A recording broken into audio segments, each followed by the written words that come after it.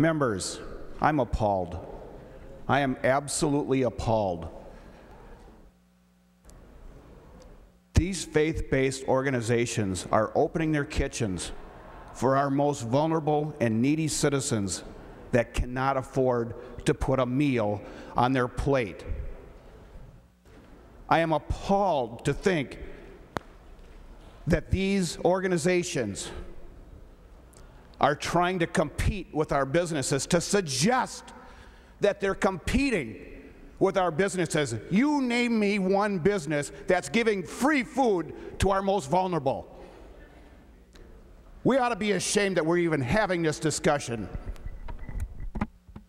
Further discussion on Senate File 477. Senator Latz. Mr. President, these are a lot of red herrings that are being raised here. Senator Carlson says we ought to be ashamed. There is absolutely nothing in this bill before us that limits it to institutions that are giving out free food to the homeless and the hungry. Nothing in here says that.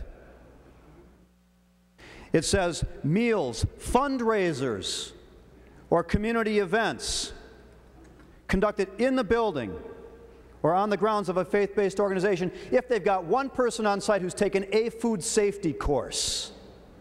It doesn't say only for those who are hungry and in the streets. You want to have a narrowly tailored bill that focuses on that? Then let's talk about that. And it doesn't have to be limited to faith-based organizations. It can be any organization that's going to provide free food to the hungry.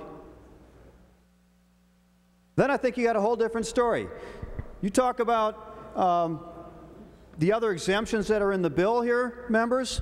Senior citizen centers, that is only, the exemption in there is only for nonprofit senior citizen centers for the sale of home-baked goods. Read the statute, members. This is not a clarification.